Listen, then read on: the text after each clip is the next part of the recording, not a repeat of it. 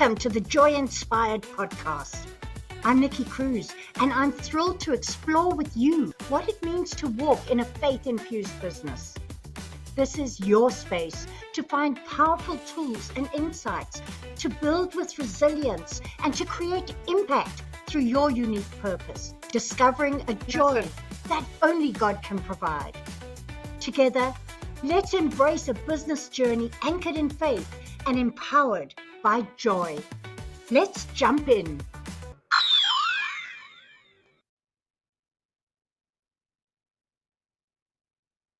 Well, hi, and welcome back. To some of you, welcome for the first time. I am so excited to be here again for episode number 8. Oh, I made it. It has been so exciting launching this podcast, starting it. And now that we're on a section talking about resilience, I have a very special episode for you. Today, I would like to share with you my personal story of resilience. And what better day to do it than on episode number 8? Because the biblical meaning of number 8 is so powerful. It symbolizes new beginnings, resurrection, and renewal. And that's the story I want to tell you about today. But let's look at how we get 8 to mean that. This is numbers from a biblical perspective.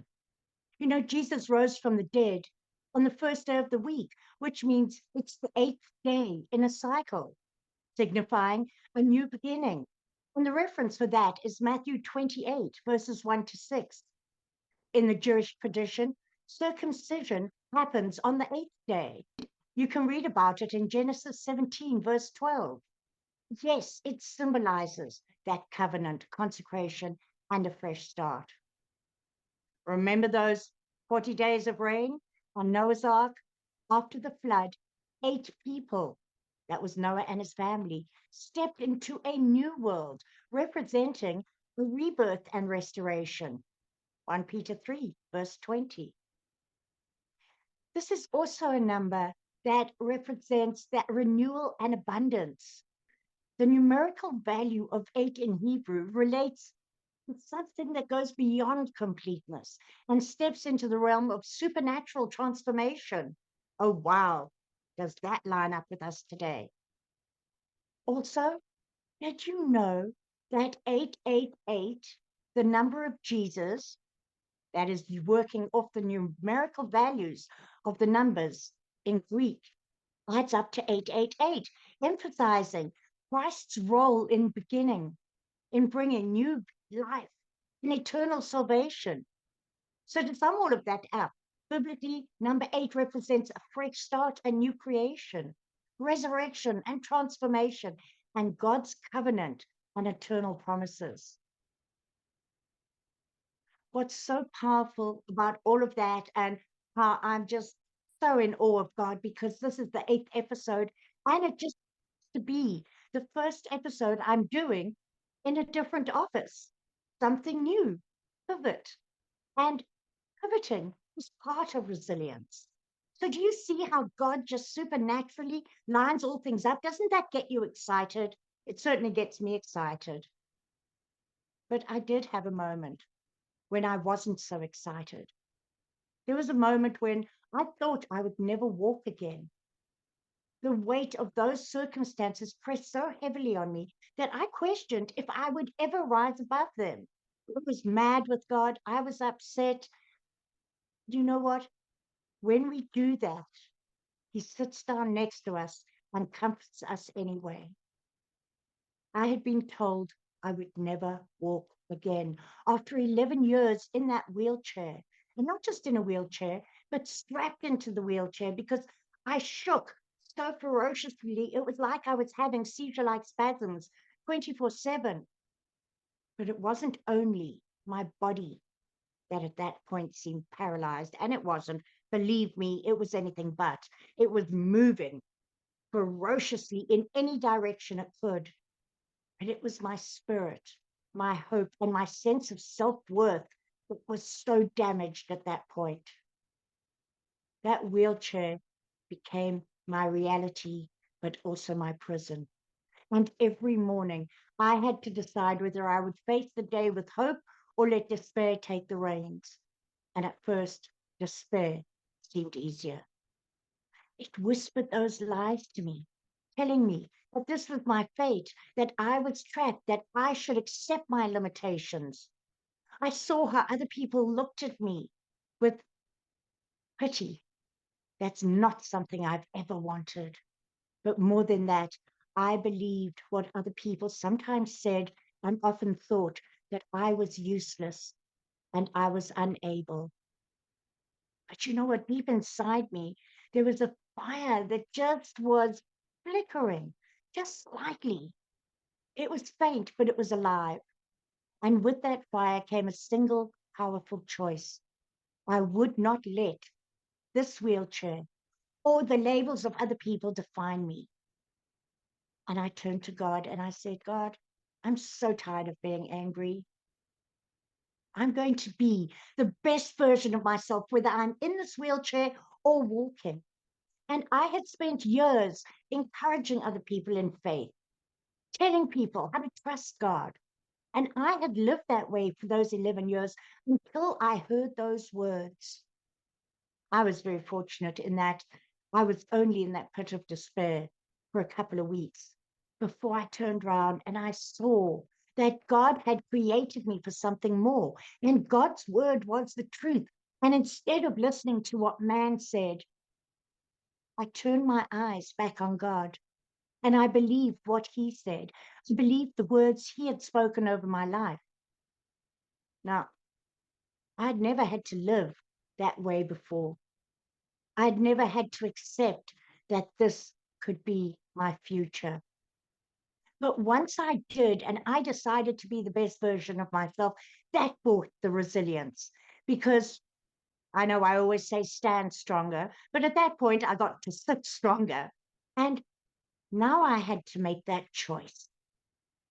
So I began to notice the little things I could do and the effect that had on other people. The smile I carried. I could smile. Can you?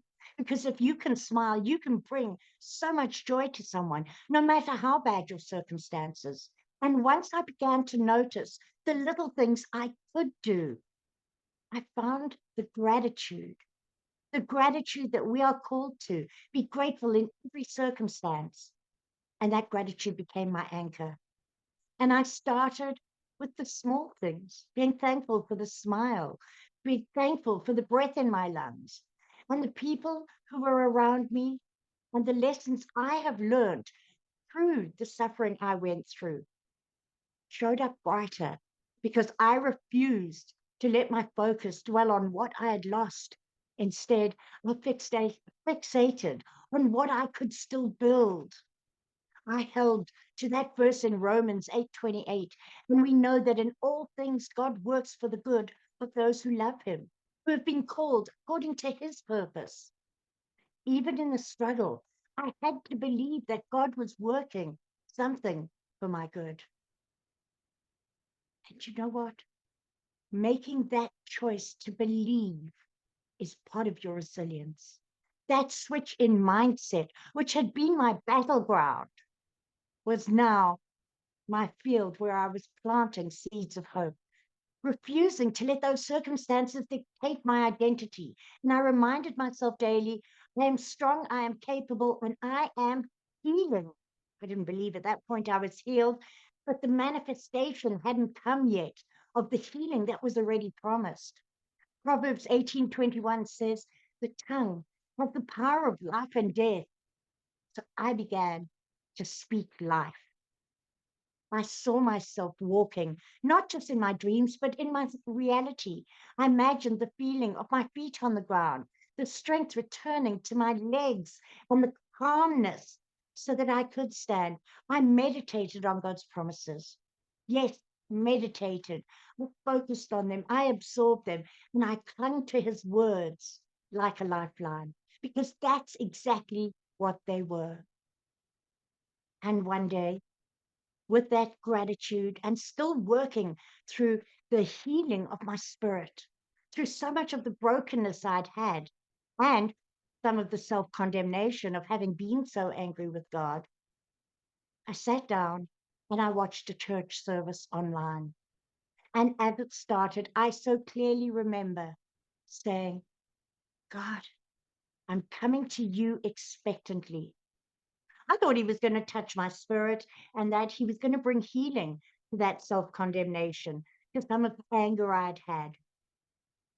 And I felt him move. That was April 28th, 2021, Palm Sunday. And it was an amazing service. It wasn't a service, it was a Palm Sunday service from Open Door Church in Texas. We were living in California at the time. And my husband had parked me in front of the computer, which I wasn't able to work myself, while he went on and did some work. Afterwards, I went through to the bathroom and I reached back for my wheelchair and it wasn't there. And I began to look over my shoulder and I still couldn't see it. My first reaction was, oh, I didn't put the brakes on and it's rolled backwards. Well, you know what? I then went through to the living room, which is where my hospital bed was, with the sidebars that I could pull up. There was my wheelchair. I had walked to the bathroom without even realizing it. Those promises of God had become real in that moment. I had had miraculous, instantaneous healing. And you know what? That's not what brought the resilience. The resilience was before that healing. Still believing, trusting, and pivoting, shifting my mindset from a place of desperation and depression to joy, to finding the joy in who I was, because that is who God had created me to be. And in that moment, I had the most incredible joy in realizing what God had taken me through. To be able to stand up and walk after 11 years in that wheelchair, oh, I cannot begin to tell you the elation I felt. I could feel things under my feet. I swooped my cat up, went dancing around. My husband, at that point, had just stood there looking at me shocked, kept saying, be careful, be careful. And I sat in every single chair I could sit in because I could choose where to sit. I didn't have to be wheeled over and placed somewhere. My gratitude to God for that is eternal, as you can imagine. And you may be saying, well, I'm not in a wheelchair. I don't get it. I don't have that same sort of healing. You know what? You do have that same sort of healing, and it is manifesting right now. Start talking it out. It is the healing of your mind, the healing of your spirit, the healing of your emotions. My claim to fame is not that I got up and stepped out of a wheelchair or walked without realizing it. My claim to fame is that God held my hand through the darkest times, and I managed to look up and receive his love, his promises, and step into them. That is where the resilience comes in, not being defeated by your circumstances and not letting those circumstances define you. Let your belief in who God says you are define you. So that was almost 4 years ago. And in those 4 years, yes, I've had to continually choose resilience because it hasn't been easy. Learning everything from scratch. I could walk, but I had some balance issues. I had to relearn to drive a car. I had to relearn to write. Some of you may know I'm still relearning to type. But the resilience is what keeps you going. This podcast is a proof of my resilience. Not because I'm so great, but because God is so great. And I knew that God was calling me to a purpose. Those years in my wheelchair where I was spasming so severely, I broke some teeth and I spasmed and shook and went into dystonia 24/7, whether I was awake or asleep. And I broke a few teeth and they became infected and my whole throat swelled. And I went to the emergency room for what started as a simple toothache, and this was within 24, 48 hours. And I was rushed up into an emergency hospital because I'd developed what they call a Leyburns angina, and your throat swells so badly that it can kill you because it blocks off your breathing. I didn't realize I was that bad. And slowly, they took MRIs every 3 hours to check that I was still okay. I had to swallow thickened liquid. It was disgusting. But slowly that began to heal. And when in my seizure-like spasms, I cracked another tooth, the decision was made that my teeth all needed to come out. So even shaking the way I did, and thank heavens for the bravery of that dentist, they pulled all my teeth, top and bottom. So yes, these beautiful teeth are not mine. They are fake, but I love that I have the ability to have that. And as a result, I have what I hear very clearly, and that is a slight speech impediment. And I thought, I can never speak in public like this. And I've chosen to do exactly that because I will not be held back by what some people may criticize. Resilience is stepping beyond the labels that are out there in the world. Resilience is standing up and standing firm in what God has called you to, because the joy of the Lord is our strength. And you know what? He will equip you when you step out in faith and you are in accordance with His will. And that will bring you resilience. As believers, we have such an edge in the area of resilience because we can do all things through Christ who strengthens us. We have that advantage of the Holy Spirit who guides us. So, my friends, I hope this has given you a more personal story of resilience in this series where I'm talking so much about resilience, how to apply it in your business, and how it stands up. I'm doing an amazing series on the resilience of the disciples. Resilience isn't staying down when you fall. Think of Peter. He denied Jesus 3 times. He was heartbroken by the betrayal after just one day of saying, I will always be there. But his resilience took him beyond that. His resilience took him to be the founder of the church as we know it today. Imagine what is in store for you if you stay in resilience, if you lean on God, receive His forgiveness, step out of the darkness into the joys of your success. And that you can only get when you begin to infuse God into every area of your life and have the resilience everywhere. It's not always easy. And there are times when you might take a moment, have a good cry, but you can't stay there. You grab onto the lifeline that God has given you and you become inspired to take the next step. So I'm super excited to be sharing this message with you because that was a new start for me. That was exactly a number 8 for me. I hope this has blessed you. Please don't forget to share it with somebody who could use the encouragement of this story. This story is not about business. This story is about life. And isn't our business based on life? Because how you do one thing, my friend, is how you do everything. Well, that's enough for me for now. I could talk about this story forever. So if you've heard it before and you're thinking, not this again, I'm sorry. I cannot stop sharing this story because it's to God's glory. This was because of what God did in my life. Had nothing to do with me. Blessings all. See you next week. Thank you so much for joining me on the Joy Inspired Podcast at www.joyinspiredpodcast.com. Make sure you hit that subscribe button so that you can get this and every other episode that comes out.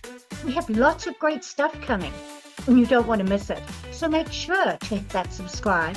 I am so grateful for all the reviews and comments, and I look forward to serving you in next week's episode.